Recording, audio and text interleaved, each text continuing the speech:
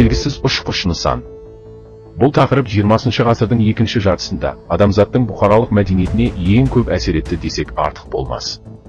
Сиырды ұрлап әкететін ұшатын табақшаның немесе финик тәрізді көздері бар сұр инопланетянның бейнесінен асқан тұрақтанған көрініс жоқ шығар.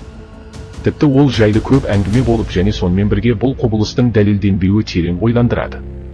Оның негізінде бір сыр бар ма? Бәлкім бұл жай ғана психологиялық қорғау элементі, мазасыздықты азайту, қазіргі заманғы адам үшін шайтандарды, жалмауыз кемпірлерді, үй әулиелерін және басқа да тылсым күш иелерін алмастырған үрей тудырушы екен.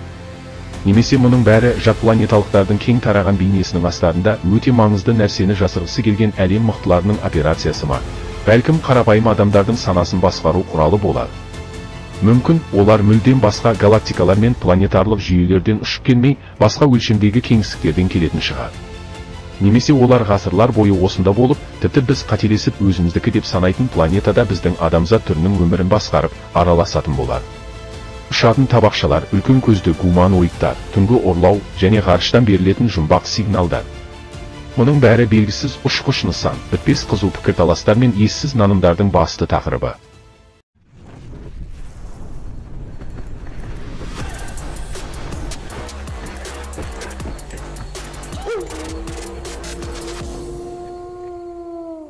Әрине, белгісіз ұшқыш нысан пайда болған жерде автоматты түрде қара киімді адамдар пайда болады.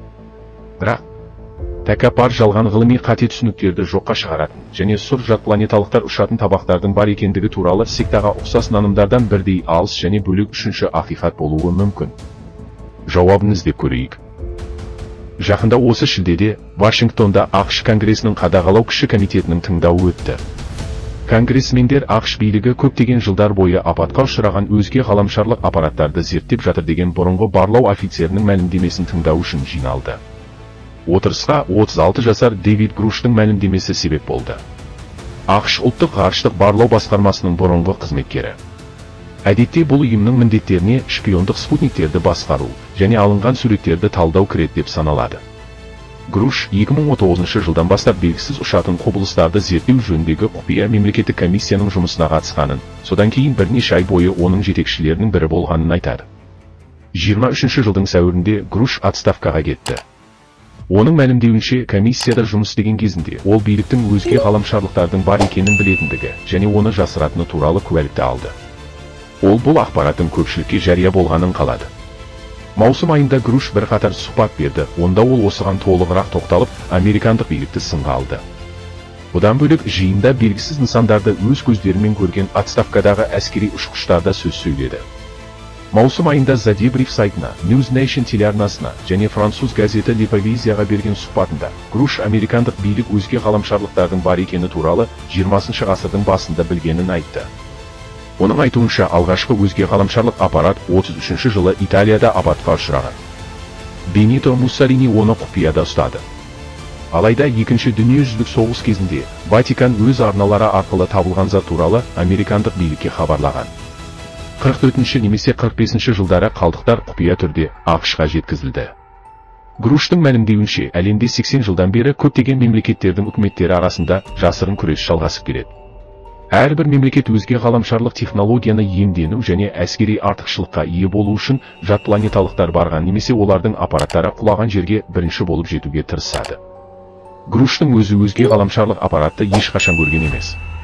Алайда оның айтуынша, ол бірнеше рет оны іздеуге және басып алуға тікелей қатысқан жоғары дәрежелі барлау қызметкерлерімен және әскери қызметкерлермен сөйлескен.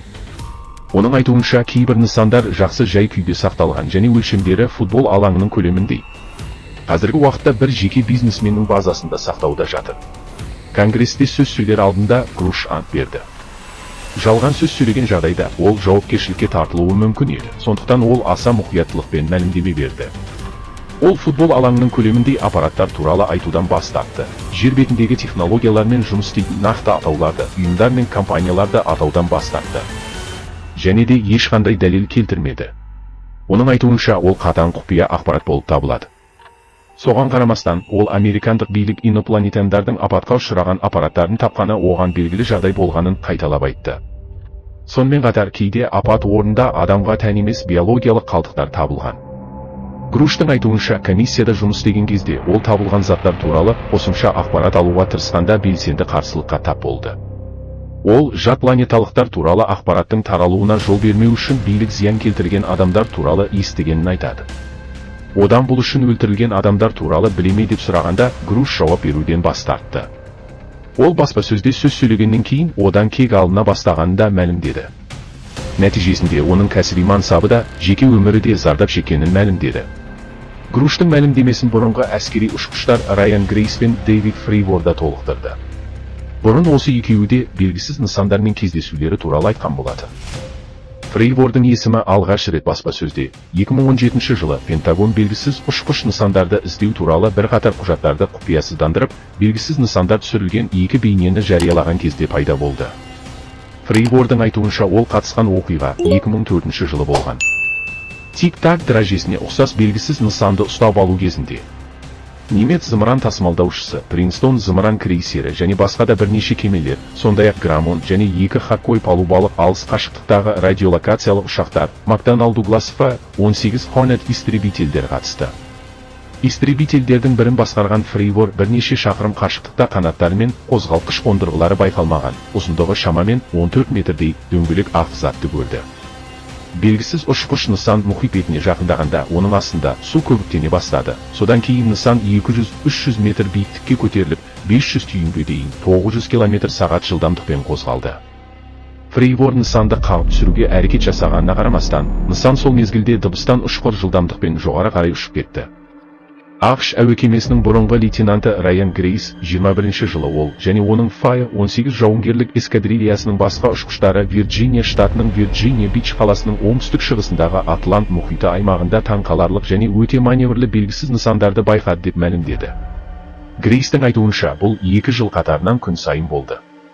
15 жылдан бастап ұшқыштар белгісіз ұшқыш нысанды әдеттегідей қабылдай бастады. 23 жылдың басында ақшта қытайлық тыңшылық зондты тапқаннан кейін басталған жанжал толқынында Грейс жаңадан әшкерелейтін мәлімдеме жасады.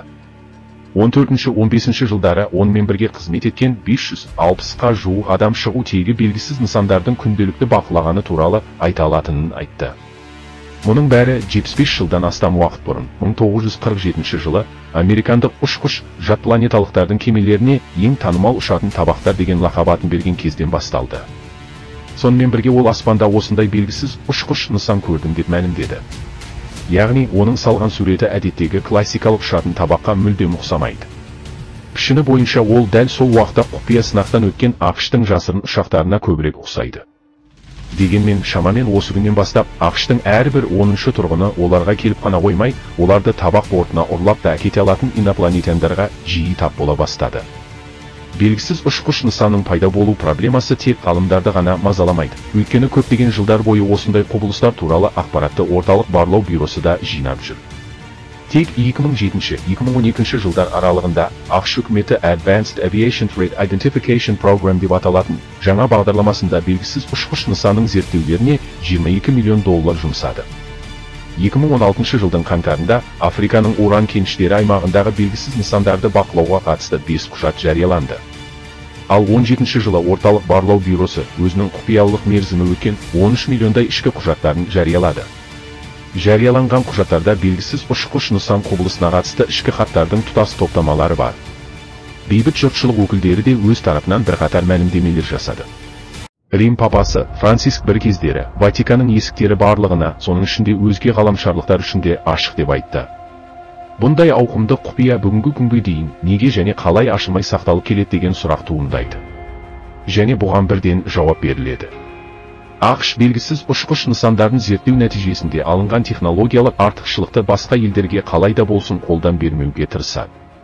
ақш үкіметінде жұмыс істеген канадалық ғалым Уилберт Смит белгісіз ұшқыш нысан туралы құпия меморандумда бұл ақш үкіметінің құпиялылық дәрежесі бойынша сутегі бомбасынан асып түсетін ең құпия тақырыбы деп жазды. Ұшатын табақтар жалпының түсінігіндегі нәрсе емес. Бұл үлкен және күрделі нәрсенің бір бөлігі ғана.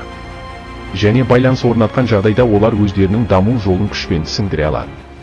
Бір кездері кеңестік математик Модест Агрист егер жоғары өркениет бар болса, кеңістікті резервацияның қандайда бір түріне тұйықтай отырып, кеңістік уақыттық континуумды басқаруға әбден қабілетті болуы мүмкін деп тұжырымдаған. Американдық зерттеуші Джон Килл өзінің Трояндық ат операциясы кітабында белгісіз ұшқыш нысан табиғатының өзіндік нұсқасын ұсынады. Және бұл құбылысты параллель әлемдер идеясымен байланыстырады.